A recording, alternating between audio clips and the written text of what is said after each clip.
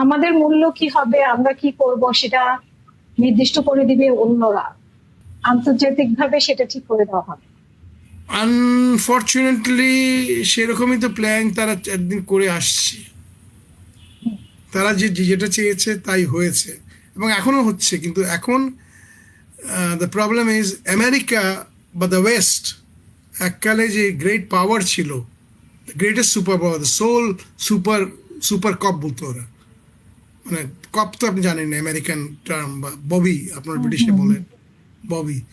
মানে তারা policeman of the world ছিল। কারণ হুম, ফাইন্যান্সিয়ালি, ইকোনমিক্যালি বলেন, মিলিটারিলি বলেন, টেকনোলজিকে বলেন, তার number one in the world ছিল। হুম, অ্যান্ড সেকেন্ড ওয়ার্ল্ড ওয়ারের পরে তো যারা মার্শাল প্ল্যান করলো, বম্বিং করলো, যাই হোক, they emerged as the only super power after the Soviet Union. যখন আফগানিস্তানে ক্র্যাক হয়ে গেল গোরবাচভের আন্ডারে, এবং হুম, ডিফারেন্ট 16টা স্টেট ভাগ হয়ে গেল, আর তাদের পাওয়ার কেউ ছিল না। চায়না সেকেন্ড ওয়ার্ল্ড ওয়ারের সময় একটা স্টেট ছিল যাদেরকে বলতো দ্য স্লিপিং, দ্য ওপিয়াম খেয়ে যারা ঘুমিয়ে থাকতো। হুম, ব্রিটিশরা কিন্তু আসলে যে সিরিয়াস ডিপ্লোম্যাটস, আপনি যে দেশ থেকে আসছেন, তারা আফিম নিয়ে যেত আমাদের এখান থেকে, আফগানিস্তান থেকে নিয়ে চায়নায়। যে গোল্ডেন ট্রায়াঙ্গেল ছিল, ওদের আফিম খাবিয়ে Indonesia, Laos, Cambodian, Indonesia, Laos, Burman, Cambodia, এই তিনটা পার্টের গোল্ডেন ট্রায়াঙ্গেল হতো ওপিয়াম। হুম, পাকিস্তান, আফগানিস্তান, ইরানের একটা দ্য গোল্ডেন ক্রেসেন্টে হতো ওপিয়াম, মানে আফিম। তো এই আফিম খাইয়ে চাইনিজদেরকে ঘুম পাড়িয়ে রেখেছিল, দ্য স্লিপিং হুম, ড্রাগন। হুম, হুম, মাও সেতুং এসে সেই স্লিপিং ড্রাগনটাকে বহু কষ্ট করে ঘুম থেকে তুলেছেন, আর বহু কষ্ট করে তারা দ্য রোজ আপ। এখন তারা ওয়ার্ল্ডে দের about to be the major super mega পাওয়ার।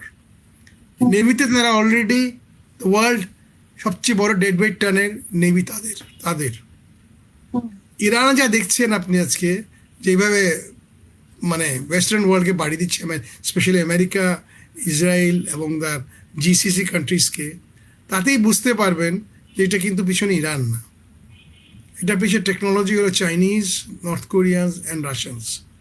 এটা কিন্তু প্রক্সি ওয়ার হচ্ছে। হুম, হুম, 71-এ বাংলাদেশে যেটা হয়েছিল, এটা হচ্ছে fall out of the cold war. Hmm, আপনি মনে আছে যে নাটো ওয়ার্সো বলে দুটো প্যাক্ট ছিল, NATO countries and Warsaw countries. Hmm, এবং আমরা তখন ছিলাম, ইস্ট পাকিস্তান তখন ছিল SEATO, South East Asian trying ইয়েতে, আমেরিকান অ্যালায়েন্স। আর পাকিস্তান ছিল central, CENTO, central treaty hmm, organization, আমেরিকার। আমরা প্রো আমেরিকান ছিলাম। আর হুম, ইন্ডিয়ানরা ছিল more non aligned, Yugoslavia, Tito, but aligning towards the Warsaw pact country বা সোভিয়েত ব্লক লেড কান্ট্রি, যারা তখন কোল্ড ওয়ার ছিল। পৃথিবী দেখবেন দ্য রেডস, রেডস অ্যান্ড দেখবেন না, ব্লু অ্যান্ড রেড। এখনো দেখা যায় red red red red. Red মানে কমিউনিস্ট, কমিউনিস্ট মানে এনিমি। এই ছিল রেড, অ্যান্ড ব্লু ছিল হুম, বন্ধু, বন্ধু আমরা।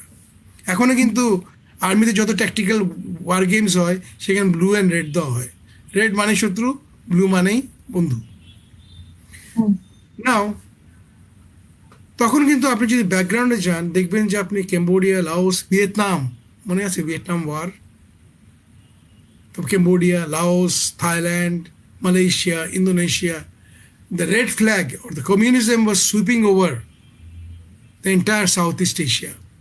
আপনার সত্তরের কথা মনে আছে? নকশালবাড়ির চারু মজুমদার, মানে সত্য তো আমার তো জন্মই জন্মই নাই আর। হয়নি। ও, হুম, যাক, নকশালবাড়ি আপনি পড়েন।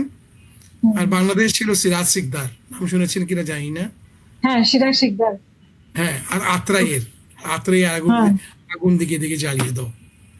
হ্যাঁ, তখন ছিল লেফট, রেড ভার্সেস। বঙ্গবন্ধু হচ্ছিল কোথায় সিরাজ শিকদার। বঙ্গবন্ধু আপনি বলেন, আমি তো বলি না। না, আমি বলি সরি, শেখ মুজিবুর রহমান। হুম, ঠিক আছে। শেখ মুজিবুর রহমান না, ওনারা শেখ মুজিবুর রহমান মেরেছিলেন বঙ্গবন্ধুকে, এসপি মাহবুব তুলে এনে ওকে গুলি করে মেরেছিল। খুব ভালো লোক ছিলেন। উনি উনি করতেন হলো আপনার নকশাল, নকশাল পার্টি। পূর্ব বাংলা সরবরাহ পার্টি, খুবই ভালো লোক ছিলেন, এটা ইঞ্জিনিয়ার। আমি যে বাসায় আছি তার ঠিক পিছিয়ে থাকতেন। ওনার ছোট ভাই আমার বন্ধুও আচ্ছা। ছিল, আর ওনার বোন ছিল, সাইকেল চালাতো, শিরিন নাম, শারমিন সামথিং, ওদের সব ঢাকা ইউনিভার্সিটি পড়তো। আমি কিন্তু চলে যাচ্ছি আবার অনেক আগের কথা, 70-70 দিকে। আপনি 70-তে চলে গেছেন, যে কারণ সেখান থেকেই তো শুরু, মানে শুরু আগে বা আরো আগে থেকে। 62 থেকে ইন্ডিয়ান আইবি ব্রাঞ্চ, এটা এখন RAW, রিসার্চ অ্যানালাইসিস উইং, সেটা ছিল ইন্টেলিজেন্স ব্যুরো, ইন্ডিয়ান গোয়েন্দা সংস্থা। তখন থেকে প্ল্যান করা হয় যদি আমরা পাকিস্তানকে না ভাঙি তাহলে আমরা এই 7 সিস্টার্স মানে 7 রাজ্য কিংবা আমাদের যে অখণ্ড ভারত, মানে সব পুরা আমরা একটা অখণ্ড ভারতে চাণক্যর পলিসি আমরা ইমপ্লিমেন্ট করতে পারবো না। সো পাকিস্তানকে ভাঙা অতি জরুরি। এবং ইন্ডিয়ান হিস্ট্রিতে যদি কোনো সাফল্য হয়ে থাকে, আমি বলবো তাদের ইন্দিরা গান্ধী সবচেয়ে বড় সাফল্য ছিল পাকিস্তানকে ভাঙা। মোদির সবচেয়ে দুর্ভাগ্য ছিল যে বাংলাদেশ তার হাত থেকে চলে যাওয়া। নেপাল ম্যাটার করে না, শ্রীলঙ্কা ম্যাটার করে, শ্রীলঙ্কাতে এখন চাইনিজ হাম্মানটোটাতে চলে আসছে। কিন্তু মনে রাখবেন বাংলাদেশ, এরা কিন্তু সব কিন্তু মুসলমান দেশ একটাও না, হিন্দু কিংবা বুদ্ধিস্ট কিংবা খ্রিশ্চান। আপনি আমাদের আশেপাশে যত দেখেন, আমরা কিন্তু বাংলাদেশ সারাউন্ডেড, মানে বাংলাদেশ চতুর্দিকে কিন্তু মুসলমান দেশ একটাও নাই, সে সুদূর মালদ্বীপ কিংবা পাকিস্তান।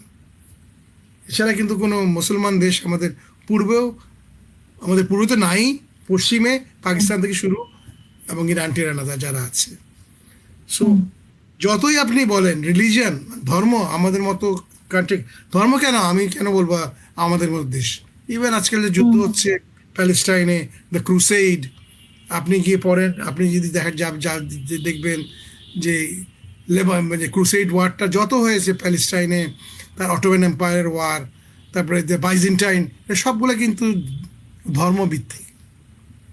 অনেকে বলে ট্রেড, হ্যাঁ, trade is a part of the religion. যত জায়গা দখল করবেন আপনি, তার ধন সম্পত্তি লুট করবেন, সব কিছু করবেন, ন্যাচারালি ইটস অল টুগেদার।